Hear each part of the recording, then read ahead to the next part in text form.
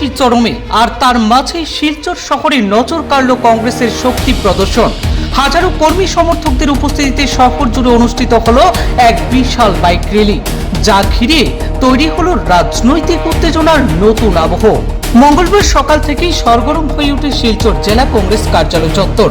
শিলচর বিধানসভা সমষ্টির কংগ্রেস প্রার্থী অভিজিৎ পালের সমর্থনে এখানে জড়ো হতে শুরু করেন দলীয় কর্মী সমর্থক এবং সাধারণ মানুষ।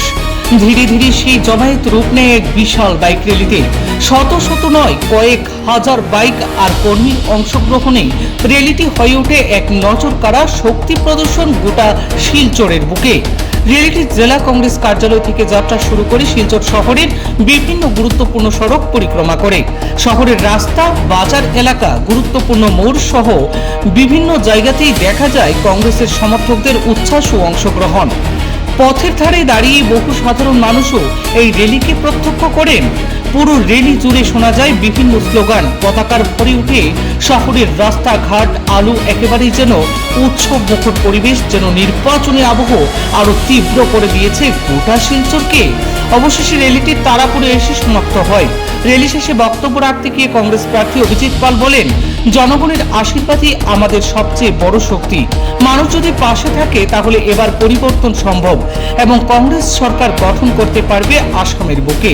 তিনি আরো বলেন, এলাকার উন্নয়ন, কর্মসংস্থান এবং জনসেবার লক্ষ্যে কাজ করার প্রতিশ্রুতি নিয়ে তিনি মানুষের সমর্থন চাইছেন। এই বিশাল র্যালিকে ঘিরে রাজনৈতিক মহলে শুরু হয়েছে ব্যাপক আলোচনা। নির্বাচনের আগে এ ধরনের শক্তি প্রদর্শন যে ভোটের সমীকরণে প্রভাব ফেলতে পারে তা বলছেন রাজনৈতিক বিশ্লেষকরাও।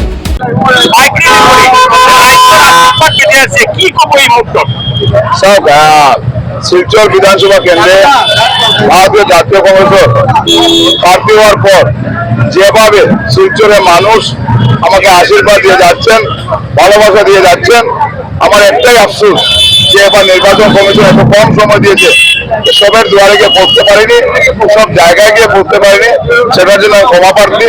এবং আজকে যেভাবে শিলচর সব জায়গা থেকে, প্রত্যেকটা ভোট কেন্দ্র থেকে যেভাবে সবাই, সাধারণ নাগরিক থেকে শুরু করে সবাই যেভাবে বেরিয়ে এসছেন, আজকে আমরা প্রচারের শেষ দিন, সবার আশীর্বাদ প্রার্থী এবং সেই আশীর্বাদ প্রার্থী হয়ে আমরা শিলচরের প্রধান সড়ক আমরা পরিক্রমা করবো।